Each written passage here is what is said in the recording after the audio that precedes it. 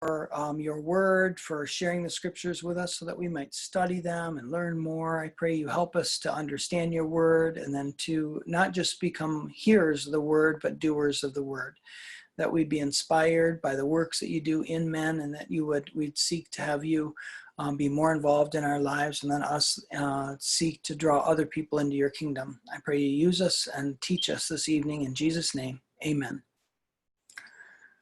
All right. Are we good? Any questions from the previous week that we need to address? None? All right.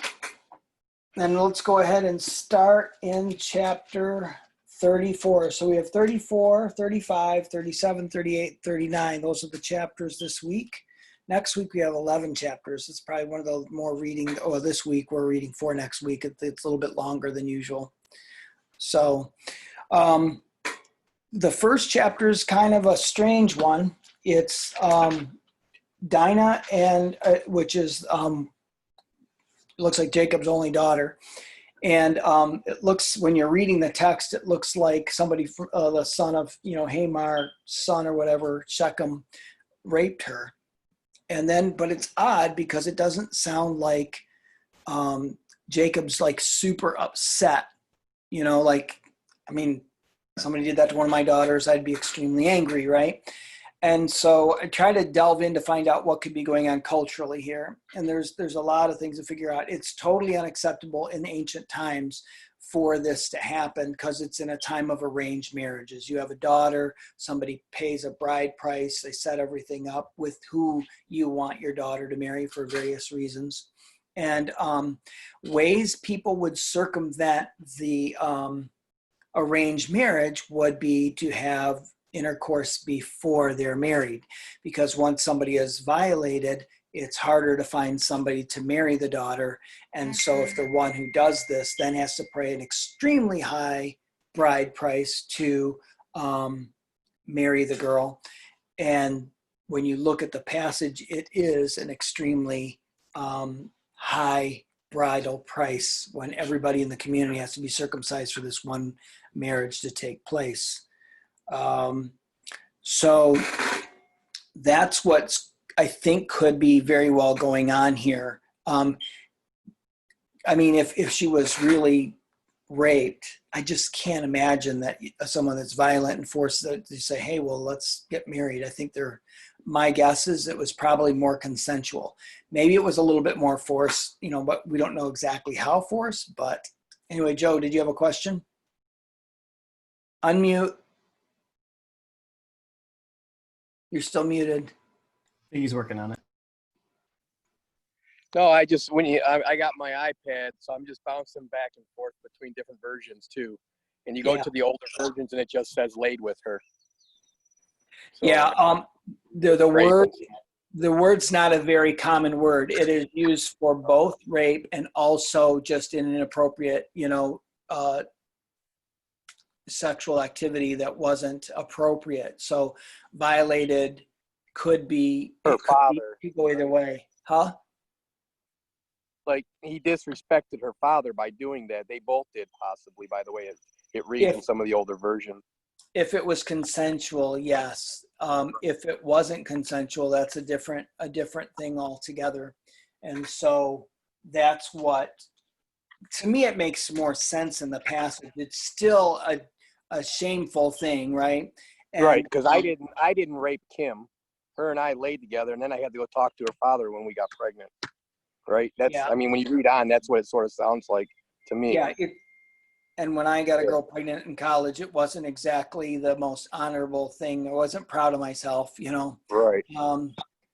But still culturally back then, it's not just that. It's about, in our culture, if somebody has sex before they get married, it's not like you're doomed. You're going to be a single the rest of your life. If you're a female, right? That in a male, it's not the same. It wasn't the same issues, but as a female, there's a good chance they're not going to get married. And so they would take tremendous offense to something like that. And but it is possible, like there were commentators that have said they think this is about the arranged marriage, and it was a practice that sometimes in order to get out from under an arranged marriage, they would do something like this because you're deflowered, you're not worth as much to anybody else. But out of anger and the situation, that person that wanted to marry her, you can marry her now, but it's going to cost you a lot. And so that's done. Now the brothers deceitfully make it sound like the bride price is as being circumcised, and then they'll become one people. Now there's some problems with this. Well, one of the things though is circumcision wasn't uncommon in the Near East at this time. Not everybody practiced it, but it wasn't like just Hebrews or descendants of Abraham that were circumcised. There were other cultures that did this as well. It was a contractual agreement. I want to make sure that somebody's up. So I need to give the password to some more people here. Just a second. Up the room. What's the password again? Dang it. It is 808207. 808 207. 207. There we go. Wow, I don't know why we're having more trouble this week than before. So we're missing Jody's magic touch. Jacqueline is coming in now. Yeah, Awesome. We didn't need the password. This is the first time. Huh. So somebody, It was just a link we clicked on, and that was it. So I wonder if that's part of the pre-registration thing. So I don't know if I can change that right now. I can mess around and see if I can. Well, we can talk to Jody about it too, so that hopefully next week it's not a problem. Did Mike and Dorla, did you guys use a password every week or just this week? Did it change for you guys as well? No, I just use whatever password you texted out. I just go to Zoom and then join meeting and type in that password. Where did you get the password from? Somebody texted it tonight. It was a It number. was in the original email. That Oh, was sent you out. know what? I got a text tonight with the passcode on it. Yeah. I'm letting somebody in. I think it's probably, you said the O'Neills are calling in? Yeah. It's that Galaxy Note 9. Yeah, is that Mike? Mike and Jacqueline, is that you? Yeah, it's us. All right, we got you guys in. All right. We're flying without Jody tonight, so a few tech things as we go. That's right. Yep. Rick, it came from you, Pastor Rick, with the number. Okay. Today though, right? Just tonight? That was at 7:03 p.m. tonight. Yeah, so that was when nobody was in the room. I'm like, okay, I better send this out to as many people as I just texted so you would get it. Well, that one worked. I would have went to my email otherwise I had before. But Yeah, I just don't know what if something changed. We'll figure it out. So, all right. Anyway, so then we're going to go on a little bit here. So anyway, the sons of what happens is like two of the sons, and this is significant, Simeon and Levi take enough offense where they go ahead and wipe out the whole town. Now, we don't know how big the town is. It had a gate, so it had to be a community big enough to have a gate. Some excavations have said this town was 500 at one time, but it was after it was rebuilt, so it could have been smaller when this happened. But it is still big enough to have a gate. And I'm thinking it's, the two people that might have led the assault might have been the two brothers, but the other brothers were involved in pillaging it, taking all the women and the children and the also,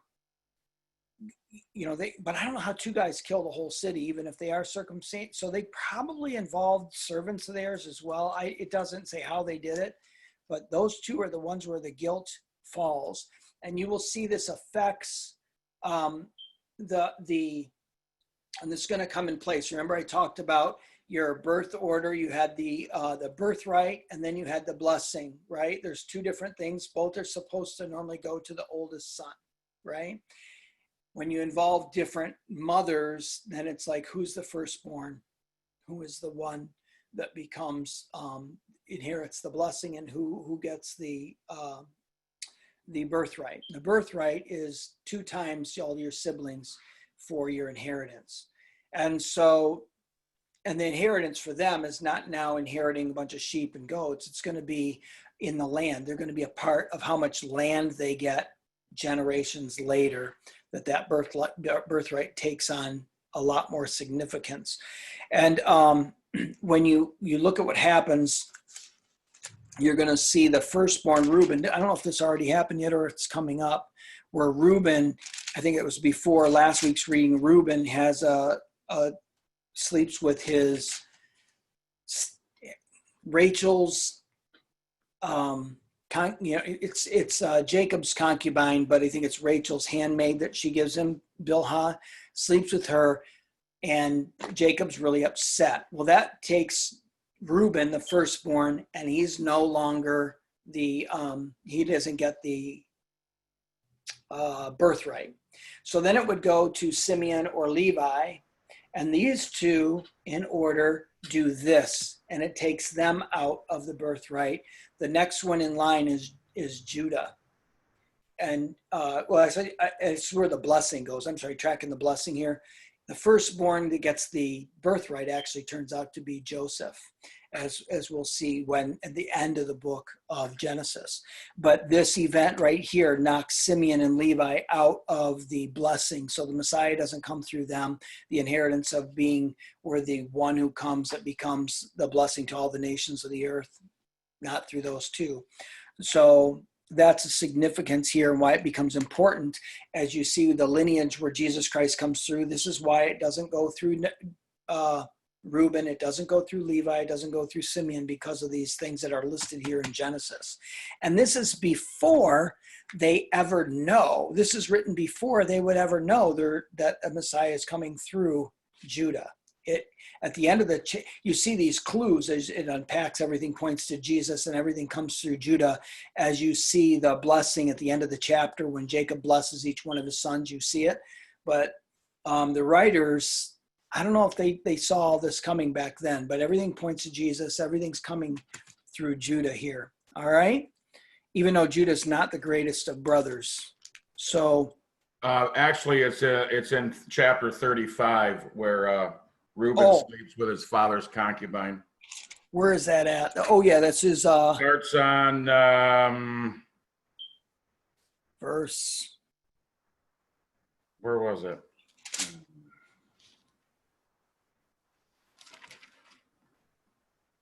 I just seen it.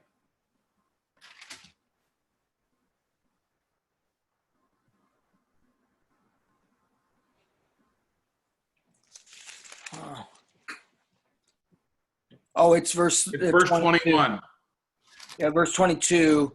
While Israel was living in that region, Reuben went in and slept with his father's concubine, Bilhah, and Israel heard of it. Doesn't say that, Jacob said anything to him about it, but it affects his blessing at the end. All right. So then we get Jacob returns to Bethel. This is the point where, remember what happened the first time he went to Bethel? Do you guys remember? Anybody? Is that where he had the dream? Is that where he had the stone and put the oil on? Yeah, it's where he had the dream, where he saw the staircase going up to heaven with God at the top. And at the end of that dream, it says, if he is going to meet all these needs, these promises come to, he will be my God, and I will give him 1/10 of everything. So now he goes back to Bethel at the Lord's command. And this is where it doesn't explicitly state it, but this is where that 10% probably comes in, because he has an altar and sacrifices, and it's probably a really big sacrifice, giving 1/10 of everything he has. So he does that back at the place where Bethel is, all right, in the land of Canaan. He builds an altar, and he called the place El Bethel.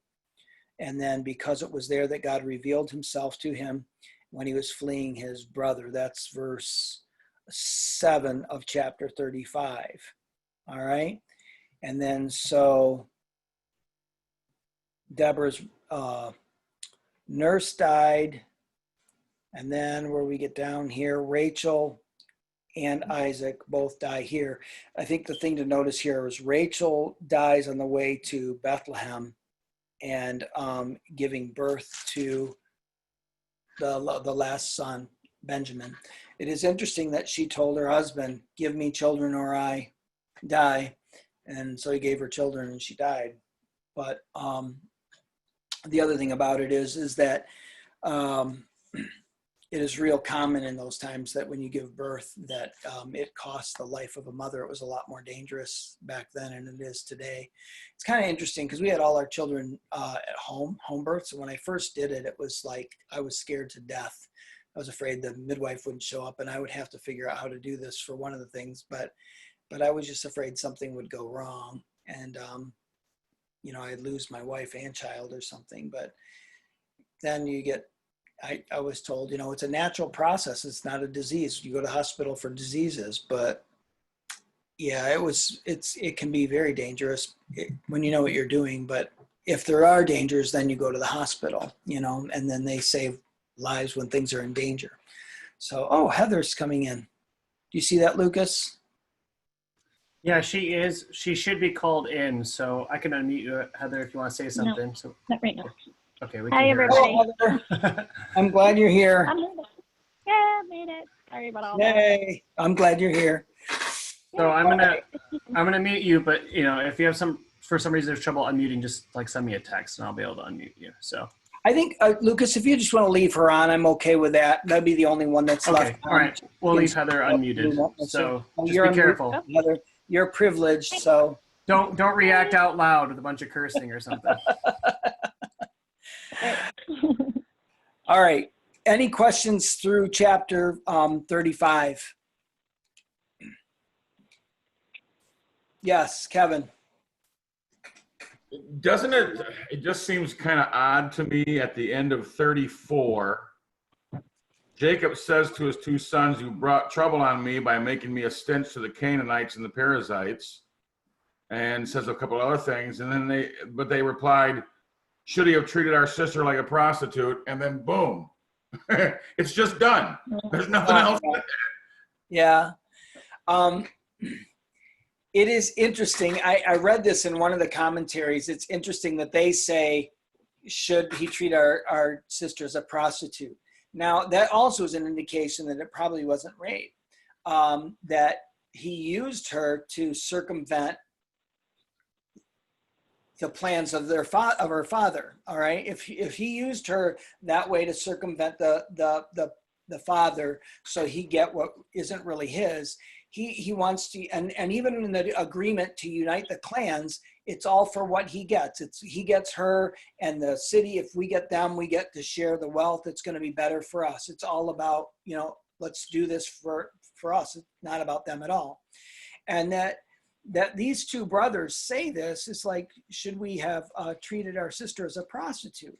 But it is the way they treat God, is like they have gods of their own that they have to put away before they go to Bethel, and it could be setting it up saying, you know what, your criticism of Shechem and Hamar and their city could equally be said by God to you. You circumventing what I wanted to do by setting up your own plans, just things that benefit you. And if you want to serve another God so that it benefits you, you do that. And you prostitute yourself, and you treat me like the way they treated your sister. So you can pull that out there. I'm not saying that I would put a lot of stock in that, but it is similar that even when, and Jacob grows in his faith, and before it was all about God. If you do these things for me, then deal, handshake, you can be my God. But later on, Jacob matures. It isn't about everything that God does for him. It is about his relationship with God that becomes more significant and important. Yeah, the footnote that I have in my Bible says that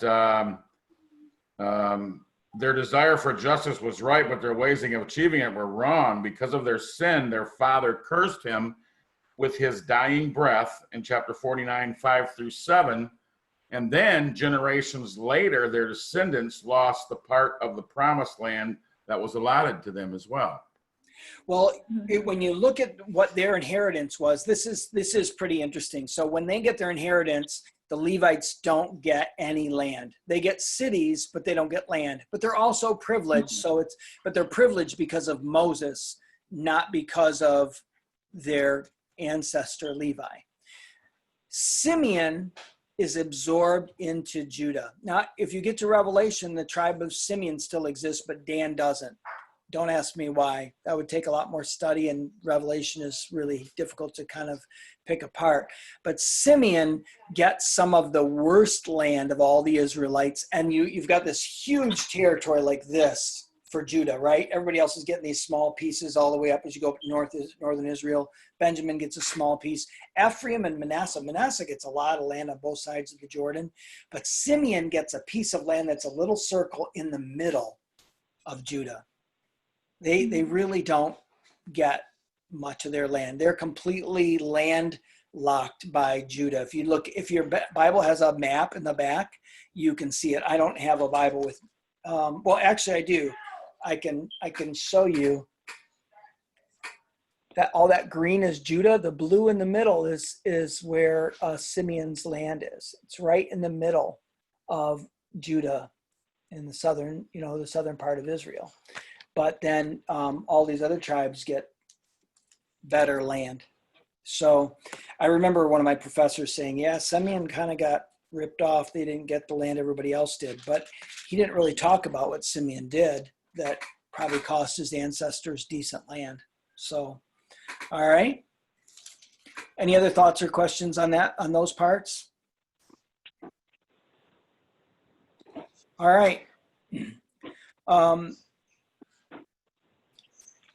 The death of Rachel also, if you hearken back to the New Testament, this is where there's a prophecy about the coming of the Messiah when all of the 2-year-olds or under boys are killed when Jesus is born. And it says Rachel, crying from her grave, crying for her children. It's used in that part, but this is where she's buried, in that region on the way to Bethlehem. So, all right, then you get to chapter 36, which we skip because it's just all of these rulers, descendants of Esau, and rulers of Edom. And then we go to 37 to Jacob or Joseph's dreams. I want to make sure I'm not missing anything here. Oh, there is something I want to mention here too. And this is really kind of important. This is really good to understand. Remember, I talked about the sins of the fathers passed down to the 3rd and 4th generation. And it's kind of hard to break the cycle because the 2nd generation, if they're going to repeat what their father did, then there's 3 or 4 generations after them, right? And it just keeps going and going and going. Breaking the cycle of poverty, addiction, we just see this in secular speak all the time. It's just the Bible talked about it first. The deception that's going on with Jacob plagues him now in his children, right? The children now deceive the whole town, destroy the city because of what was done to their sister, but they deceived it. And then you get to Joseph, and they're still deceptive. They deceive their father about Joseph. Joseph is not dead. He was sold into slavery. The deception just continues. Now, this is why I think it's important. Jacob's deception started when? Before or after he was a believer in the Lord? Before. What, Heather? It was before. Wasn't it before? Yes, it's before. It's before. So if I look at my life and the things that I did before I became a Christian, it doesn't give me a whole lot of confidence about what can happen with my children, right? Right? It is the nature of what we do still impacts the coming generations. You're not going to be able to just become a Christian and wipe out the past like it's not going to affect the coming generations. It does. It does affect them. And it's okay. So in our generation right now, it's like everybody wants to become the perfect parent. You want to make sure your kids don't get hurt. They get the best education. You pay for. I remember listening to, how many guys, does anybody listen to sports radio on here? Mm-mm. Way to go, Mike. I got one. So on there's an ad on the ticket that kind of goes like this. Your kid wants to play soccer, write a check. And then you want to play organized baseball, write a check. Want to play hockey, write another check. So it just costs more and more money for kids to play sports. And there's this charity organizational institution to try and give opportunities to kids without resources to participate in sports, because it is those with money who their kids get the best opportunities and advantages to advance in whatever sport they get into. And, I coached rec soccer so that my kids and travel soccer so that my kids could get involved in travel soccer. And they didn't have the best experience because I was limited in my abilities, but I was doing that because I wanted to give my kids the best opportunity I could possibly afford them, right? And so in a generation where we want to give our kids everything and do everything just as right as possible, and most of us swear we're going to be better parents than our parents were, right? Have you guys ever done that? Determine how you were never going to do to your kids what your parents did to you, and whatever they did for you, we were going to try and do that because we were just going to be an all new kind of parent that gets everything right. And I think my parents were the same way. And the mistakes of my parents, this is what's critical to understand. The mistakes of my parent were the building blocks for me to discover I'm a broken person who needed God. If my parents were so perfect that my life was wonderful all the time, and they really did it right, I would be self-righteous and all on my own. I don't need God, right? So it's not that God wants me to hurt my children or wants me to make these mistakes so that they come to a place of brokenness to understand how much they need God. It is just how God uses our sin and brokenness to put other people in a place to recognize their need for God. So he takes that which is bad, redeems it, and turns it into something that's good, right? Do you understand what I'm saying? Does that make sense? Now, look at the story, how God does this all the time. So right here with Levi and Simeon destroying this community, God used that to keep Israel as a unique community in the Near East until they were slaves in Egypt. And they were still kept unique because the Egyptians saw shepherds and things like that as anathema. They didn't like them. They didn't want to be near them. So they were given good land as long as they stayed away from the Egyptians, which forced Israel to adopt their own identity as a people, their own culture, their own customs. Circumcision and their God was their God. They didn't share him with other nations or anything else.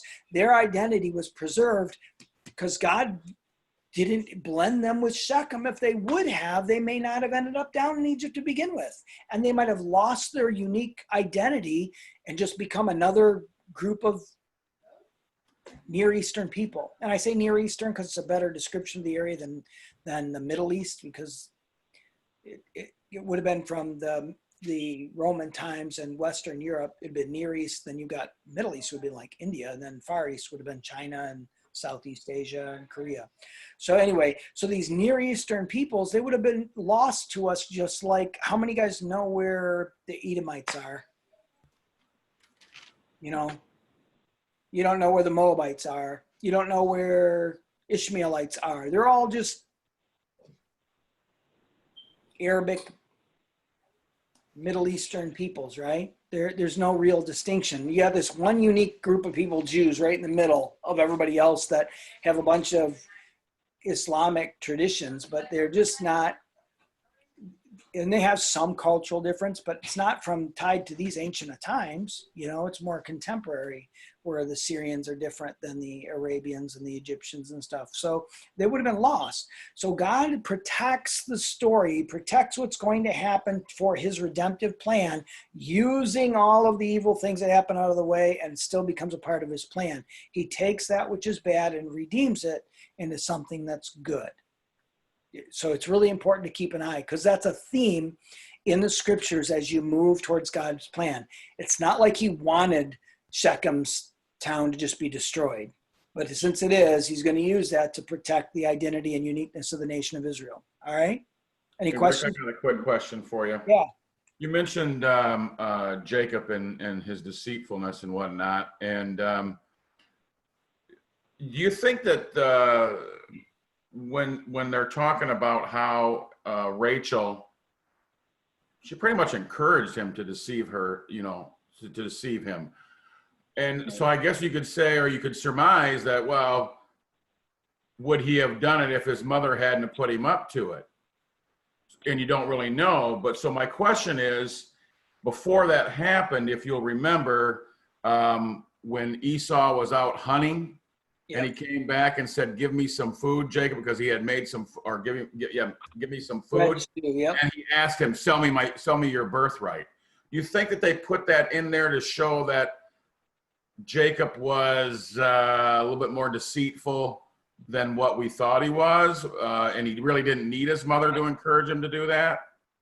I think it's a part of his character. It also is probably a part of his mother's character, because if she devises the plan, she's teaching him how to deceive, and this is a good thing, right? So she's literally passing down her perception, is that it's okay to deceive as long as it's best for you.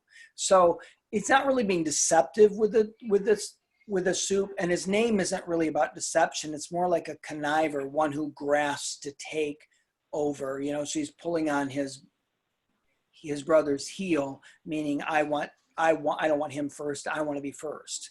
All right, is the imagery that's is painted here in Genesis. And so I don't think he would have actually tried to come up with that plan to deceive his father if his mother didn't do that. And then we'd have been interesting to see how this story would have been different if because he still is. It was already prophetic that the younger or older will serve the younger. So the younger was going to get the blessing anyway. It was just that she didn't trust God about it. She needed to find a way to make sure he got the blessing and not the older brother. And so I don't know what he would have done if his mother didn't do that, but it's. Yeah, I didn't think, that's kind of what I thought too, that maybe he wouldn't have done it without his mother's prodding. But then when I read some of this stuff over again, this part came up again about, hey, yeah, I'll give you some food, sell me your birthright. Yeah. So like you had said, that might have been just part of his personality. I think it is. It's also his name, which God, when he totally wrestles him to the ground and Jacob will not give up on God, God changes his name. Changes his name. You're no longer the conniver. You're no longer the one that's trying to do what's only best for you. And his life does change from that moment on. He's not the same person. Besides walking with a limp, he's not the same person. And when you look at these passages, you can see that he changes.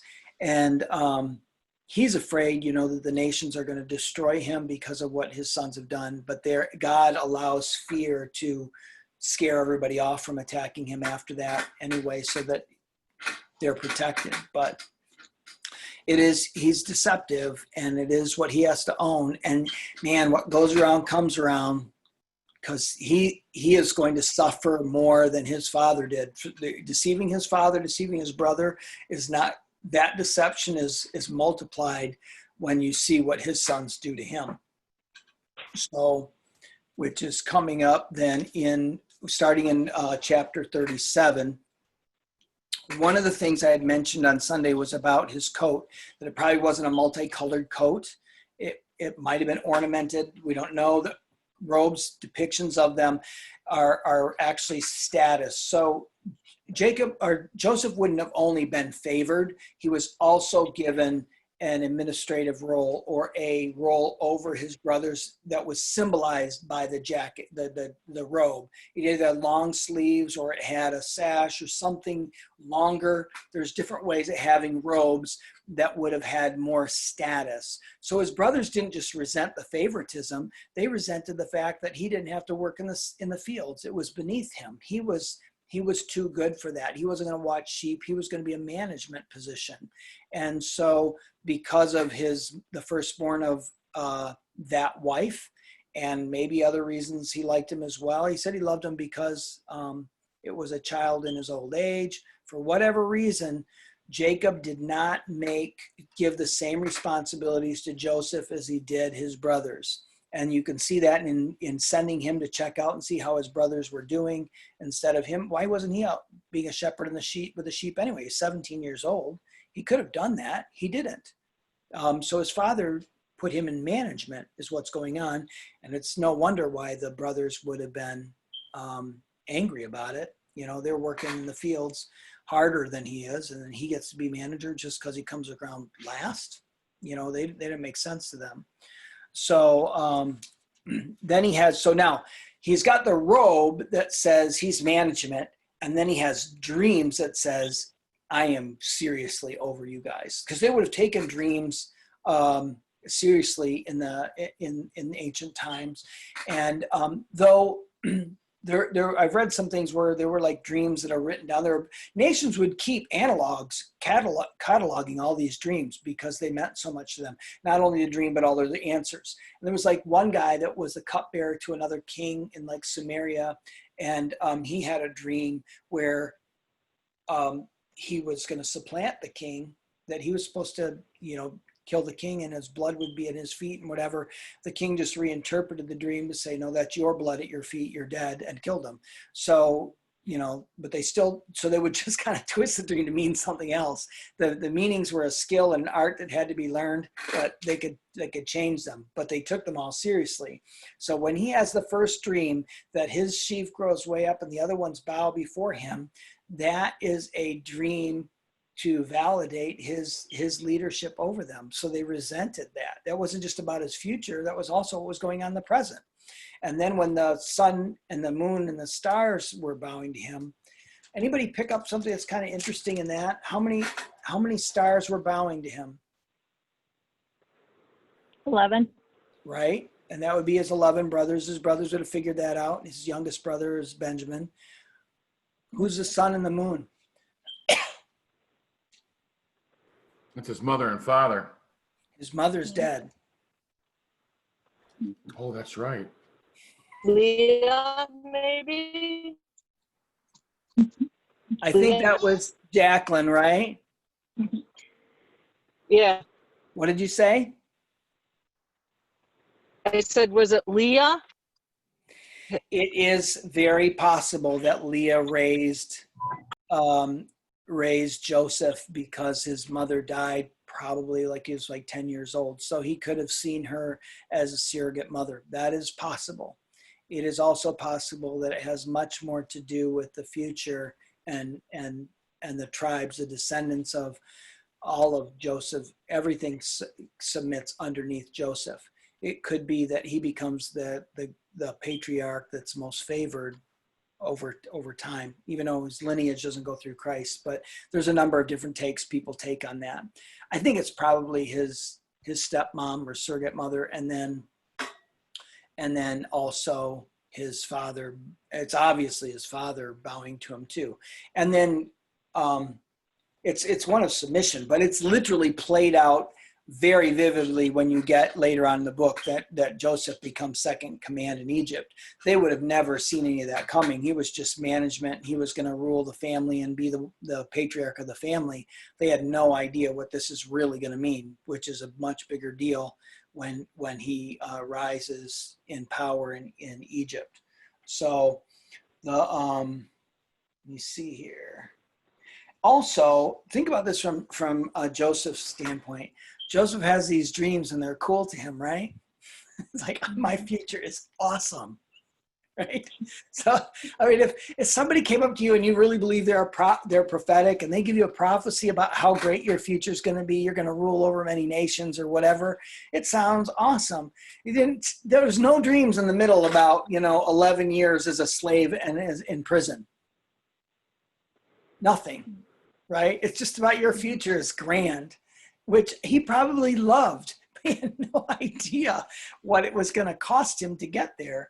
And Joseph, in the end, you'll see that he sees you meant it for bad, but God meant it for good.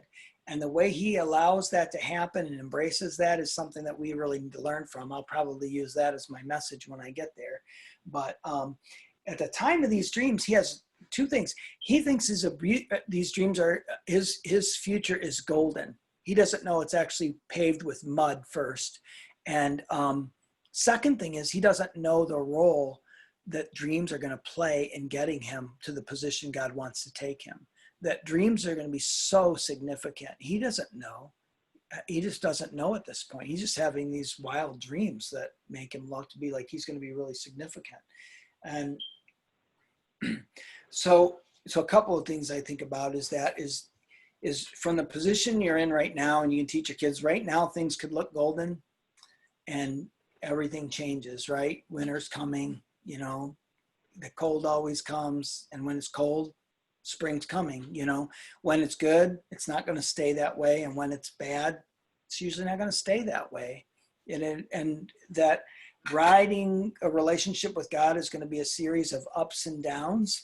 And you have to be okay with all of them. You can't, I mean, in some ways, yeah, most of the time things bad. I think about, somebody had a stroke and spent 20 years with a stroke before he died. Yeah, that was pretty bad. But for the most part, every bad season I've had has been overcome by something that was good. And every good season I've had, I can't rest because I know that it isn't going to last. It's always been that way. I remember when I was teaching school, my first year teaching band, 1988 and 89, I had an office, and there were several days that I would come to school so depressed. And I would get on my knees in my office and say, oh God, please don't let today be as bad as yesterday. That's how I started the days. But they weren't. They were never as bad as the day before. And God used that to teach me, is that whatever days are bad right now are not the days of the future. They are what they are. And so, all right. There's also a question. You guys notice the switch up. Okay, well, let me get into this. So Joseph ends up being, coming out to see his brothers. They throw him into a cistern. A cistern would have been carved, a hole carved in limestone and then plastered to catch rainwater to be used during the dry season. And then when it's empty, it's just dry. So that would have been a dry cistern, plastered hole in the ground. And Judah is not shown in a good light here because it's his idea to sell him to the Ishmaelites, right? You guys see that in there? Do you notice something is like who sold him to the Ishmaelites and the Midianites? And it can be really confusing because they're two different people groups. So Ishmaelites, you guys remember who they are, right? Who are the Ishmaelites?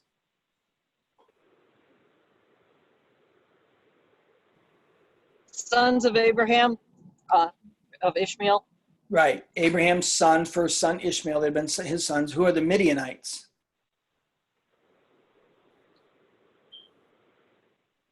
They are also grandson nation to Abraham. So Abraham had a wife after Sarah died, and he had actually more than one wife. He had more children. One of them's name was Midian. So these descendants that are Midianites that actually become enemies of Israel later. Excuse me. And so now it's confusing because are they Ishmaelites or Midianites? Why is it switched back and forth? And some would use that, would say this is an indication that the book was compiled by different accounts and put together. And that's one of the things that shows it. Not necessarily. It could also be they were Ishmaelites and Midianites.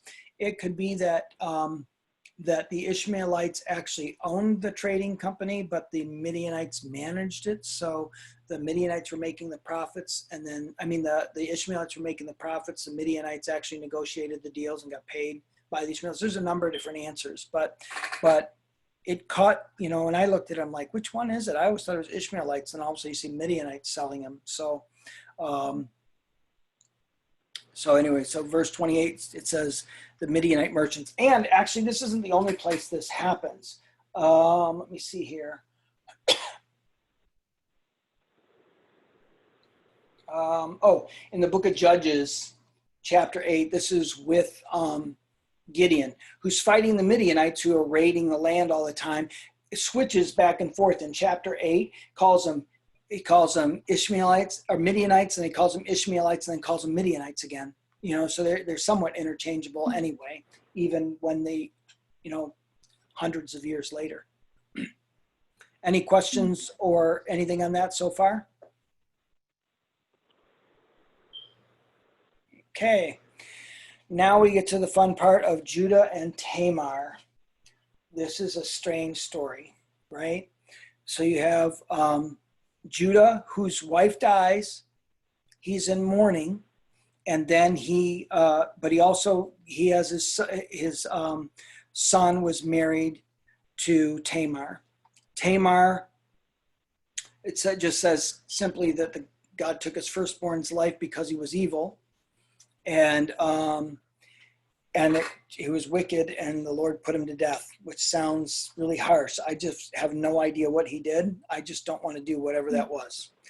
And then the second one, you have Onan, who he said, sleep with your brother's wife and fulfill your duty to her as your brother-in-law to raise up offspring for your brother. And then he spills his seed on the ground to circumvent the will of his father, was to have children for his brother. Now, do you guys remember what the birthright is? It's Double portion of the inheritance? Yes, double portion of the inheritance. So when dies, Onan now is the one who gets a double portion of the inheritance. Okay? If he gives a son to his brother's wife, he no longer gets a double portion. His son does. Okay? So he has a personal reason for not having a child for his brother. Now, this is a common practice in the Near East in ancient times, and actually becomes what's called a levirate law. And let me see if I can remember what it comes from, the Latin word levir, which means husband's brother. Okay, so it was written into law that if you died, then your wife went and you didn't have any children, your wife's responsibility and your brother's responsibility was to give you children to protect your inheritance. This is really important in the nation of Israel, in the idea of inheritance once they have land. And I think it's really interesting when you look at Old Testament laws when it comes to inheritance. And it really should inform us as Christians about being very careful where we go politically about, Christianizing capitalism, because God obviously was not a capitalist in the Old Testament. He made sure that everybody got an inheritance, and that inheritance stayed with their family. They'd have a year of Jubilee, and everybody who bought land in 50 years had to go back to the original owners, so that there was nobody that could outpace everybody else and own massive amounts of land. It had to go back to their brothers and sisters or countrymen. Now, it was also protected by this law so that one person couldn't gobble up all the inheritance. It was going to keep being divided, and it was very important that a large piece of land, you're supposed to fill the earth, is the idea of God anyway, is mankind fill the earth. He wanted them all to have land, and he didn't want single people owning massive amounts of it.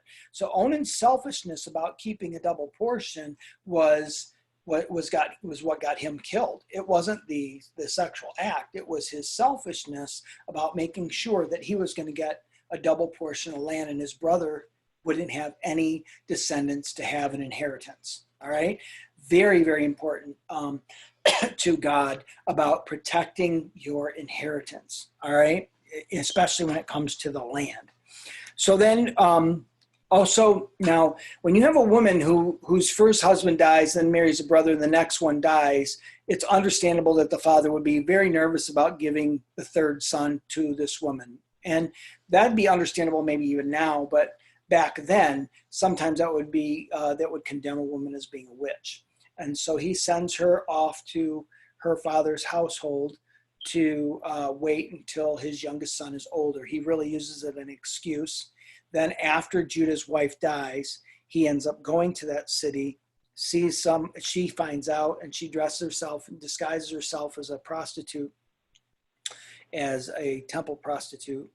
And he sleeps with her and gives him his staff and his coat, right? As a coat is identifier plus his seal and his staff. When he finds out she's pregnant, he wants to have her put to death. And she says, well, the father's the one who owns this staff and coat and seal. And then he says, she's more righteous than me. I'm like, you think?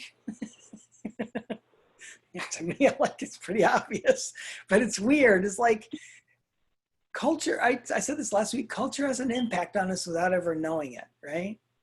The way things are right now, if we were to know 20 years ago, just 20 years ago, certain amounts of sexual harassment in the political and business world was accepted. Now there's zero tolerance for it, right? That's 20 years where a culture shift changes. And I think it's a pretty good shift. But boy, does it get guys that thought they weren't doing anything wrong 20 years ago in trouble, right? We see it over and over and over right now, right? If we were to dig up the backgrounds of several other presidents and Martin Luther King and other people, I'm sure that if they were alive today, they would be disqualified for serving politically because our culture changes. But 20 years ago, 30 years ago, 40 years, 50 years ago, totally nobody ever thought it was wrong. There are things that we look and read back into the Bible and we say, man, that is so wrong. It is so bad. Okay, we can judge another culture by our values, but we don't even do a very good job judging ours because the things that were acceptable just 20 years ago and all of a sudden we're like, yep, that's bad, right? And it just happens all the time. So what you have to be aware of is that culturally, when are we wrong but don't know it? What are we doing right now that our grandchildren will condemn? Right? And you know what? They might condemn things that are actually good and they just get it wrong later. It's why the scriptures are so important. Say, okay, what's right and wrong is not determined by our culture. It is determined by the word of God. We need to understand this book. Otherwise, we get sucked up in our culture and believe things like, and we'll twist, sometimes if we're not careful, we'll twist the scriptures to meet our cultural acceptable, accept our rights and wrongs. I mean, Christians in the South before the Civil War justified slavery. They used scripture to do it.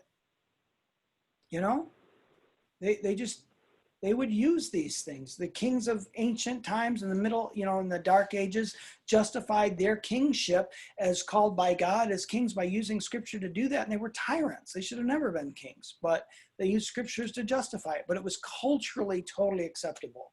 Over and over and over, we see those things. And when culture shifts, there's a lot of trauma.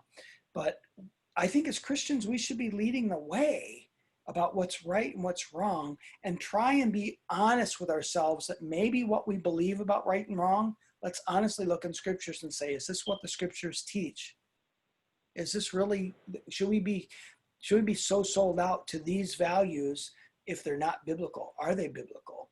And then be honest with ourselves, say God, or maybe you need to say, God, open my eyes so that I know the difference, because I don't trust myself. I don't trust myself figuring out what's right and wrong. And the way media is right now, getting facts is not that easy because you don't know what's shaded by any political argument right now. So, all right. But so at this time, culturally, it's not like Judah is like, oh my gosh, I just got caught sleeping with my daughter-in-law who disguised herself as a prostitute. If it happened today, we would be ashamed that I checked out a prostitute. She wasn't, but I thought so, which means that I thought that was okay. And now everybody knows, right? Right? Everybody, like, I'd be out of a job, no longer pastor because I'm okay with sleeping with prostitutes. And we'd be like, it turned out to be your daughter-in-law is bad enough. But just the fact that you would sleep with a prostitute is like, you're out of here, no longer qualified for ministry, right? Judah is saying he is not righteous. She's more righteous than him because he put her away and didn't do what was right by making sure his sons had an inheritance. He's thinking she's more righteous than him. Now, in our culture, anybody disguise himself as a prostitute, sleep with their father-in-law is never going to be seen as righteous as anything. But it isn't about the fact that he's never upset about sleeping with a prostitute. That's because culturally, they didn't see anything wrong with it. Kevin, you had raised your hand. Yeah, my question was, what do you think her purpose behind that was? Have children. To totally have children. You see this. Well, he wasn't the only guy around. Yeah, but because she was concerned about the inheritance as well. It could be that, but that was the responsibility. Actually, in ancient times, I forgot to mention this. In the law, later on, much later, centuries later, they write the law. It is the Levirate law where the brother's supposed to take on the wife to give offspring, right? But it was illegal for the woman to actually marry the father or attach herself to your husband's father to have children. But that wasn't the way at this time. At this time, it was a sibling, your brother, your husband's brother, or your husband's father. That was what was seen as the right thing to do. He could have fulfilled the obligation culturally the way that thing worked back then, but he refused to because of his own fears. So he wasn't taking out his obligations. He wasn't doing what was the responsible things, and he recognizes his motives were wrong or whatever, but he calls her righteous, more righteous than him. And I just think it's interesting to say she's more righteous than me because I was ready to sleep with a prostitute. That is, prostitution has no moral, nothing right or wrong in this passage whatsoever, which is shocking to us because prostitution now, nah, no bueno, not good, right? It's not good to anybody, right? So nobody's going to sit there and say, no big deal. Well, but later on in that chapter, Rick, about 3 months later, Judah was told your daughter-in-law Tamar is guilty of prostitution. Right. There must have been something. Yes, for her, but not because she was guilty of prostitution. She was guilty of prostitution. She shouldn't have been a prostitute because she was married to his son. But his son was dead. Yeah, I understand that, but it's still a family thing. It's not like if it was another woman that was out there being a prostitute and he found out, oh, I slept with you, you're a prostitute, let's stone you. He didn't have any problem with the woman being a prostitute. He had a problem with her being a prostitute. Got it? So, any other questions or thoughts? Okay. We are almost at the end here.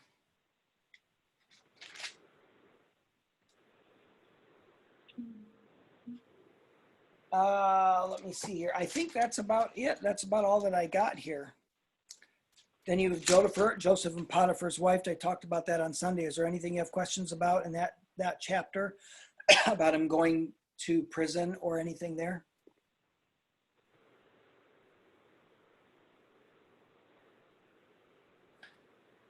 Okay, then that's all that I have. And Heather, did you have something to say? No. Okay. Lucas, did you want to add anything? Lucas. I think, yeah, I mean, I've been listening long. I don't really have anything to add to these chapters. Okay, No. I just want to double check. I mean, the biggest thing I would just say overall, and like it keeps coming up and up, is like there is so much dense history and context. Like the more we go through these, the more I'm just reminded about how important, I don't know, how interesting and important it is. And I know that I've had other people from the group talk to us either in this group or outside the group about one of the things that is most influential is learning all the backstories, right? You guys feel that way? Like learning some of this like cultural context is like, wow, I would have never known that reading this passage. So I don't know. I wish I had like some resources that'd be easy for people if they were interested in understanding more of a basic understanding of like times back then. And like even Rick and I have a lot of conversations where we'll talk about a passage and about how it can be interpreted several ways because of different parts of the context. So I don't know. For me, I'm one of those people who nerds out on learning stuff, and I know not everyone's that way. I wish I had some digestible sources that would help you guys. And maybe that's something Rick and I, or Rick, you can work on, is maybe something that we can say, hey, here's something really easy for you guys to have a little bit just better outside biblical context, help us hone in that. Because even when I was in college, the first thing you do is you understand the passage in its context before you start to pull it into our context now. So I don't know. That was the only thing, is I think it's important to keep remembering how much and how interesting that is when we come through these passages. Yeah, it does. It is time consuming. If you want to study what's going on, it takes, mostly it's commentaries, and then finding a good commentary that can help us understand some of those things. But some of them are really heady. So yeah, it's all pretty dense. And I wish maybe I'll look through my library and see, but I wish there was something where I say, hey, this would be a really good book or a really good website if you're ever like this, I don't know. I mean, I just encourage people when you're reading and you read something and you're like, that's kind of weird. Don't just like take it at face value. Like just Google it, say, hey, what, and read how other people talk about stuff. Because if you're like, it doesn't make any sense to me why she'd be prostituting herself to a member of her family. You know, Googling that, like, you're going to find some people with certain interpretations, other interpretations. It will help you broaden your understanding of it. And honestly, like, that's, I know for Rick and I, that's a tool we still use, just the internet. It's really helpful if you're like, man, what the heck is this passage? You know, so. I don't know. And sometimes it's interesting, like you'll even find some things on Wikipedia that are pretty good. That will give you some information. I love Wikipedia. I actually donate money to Wikipedia every time one of those $3. If everybody gave $3 today, I do that right away because I use Wikipedia a lot. But I do see the O'Neills have their hand raised. yes, O'Neills. You have to be unmuted. There you go. I was going to say, one thing, that I found has helped a lot in the past for people who are either newer to scripture or just wanting to get a great overview of it so that they understand the stories behind everything. I know it's going to sound really silly, but I used this at Michigan State University, and I used it with doctoral students and all kinds of people, and everyone always thanked me for it. Is either the Picture Bible by David C. Cook Publishing, which is a Baptist publishing house, or else the Action Bible, which is the new one out, I think, by them. And they're cartoon Bibles. They go through the entire Bible like a comic book from Genesis to Revelation. And they're phenomenal. And I know that as a small child, that's how I learned my Bible. And it just did a really good job for me of me just learning the basic story concepts, so that when I started reading scripture, when I got a little bit older, I began to realize, I didn't have a problem figuring out who was who or understanding why this connected to that, because it had been a comic book that I had read. It was enjoyable. And so I think that that's something that, as I said, I gave it to adults, including doctoral students, and they all loved it and thought that it was a great way to start, understanding the cultural history of the Bible, and how those stories flowed. So just an idea of a quick, easy book to get, that like $12 to $20 you can get them for.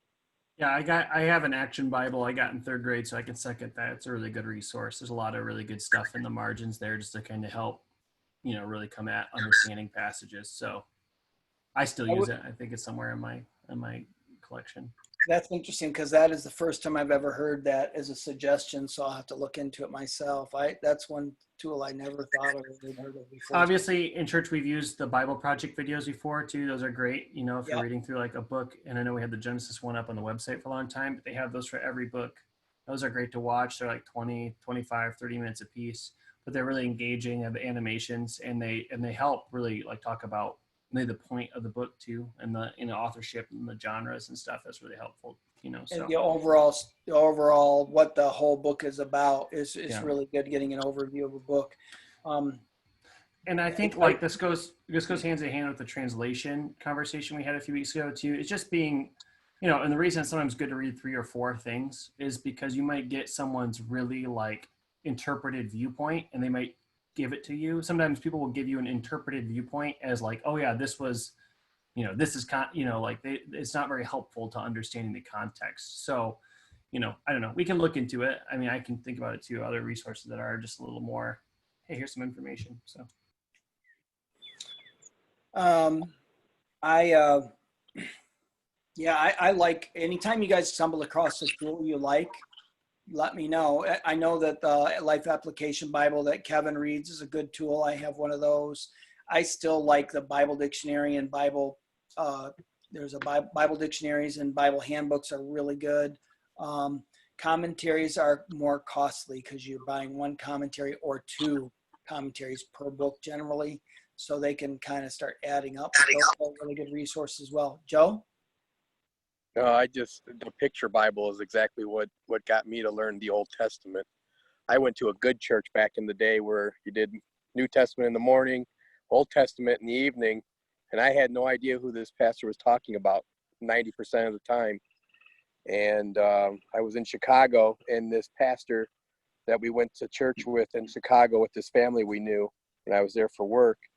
For some reason, he looked at me and said, "Here, take this home and read this to your kids." But I read it more to myself because it was perfect for me, because, you know, I'm not a big reader, and that just laid out the whole history of the Bible in chronological order and in good, colorful pictures. So that's how I learned the Old Testament. And then now, when I started listening to people speak on the Old Testament and mention the name, I know who they were, where they stood in history. And yeah, the picture Bible is actually perfect for most people. Interesting. I'm still stuck on, you used to go to a good church. I know. I said jokingly. That's what I tell everyone on Saturday mornings. Yeah, when I went to the Good Baptist church where I was at. We just need God more, so he shows up in more ways for us. I used to go to a good church. I used to. Not anymore. Now I go to Sort of an Sinner's inside Church. joke. All right.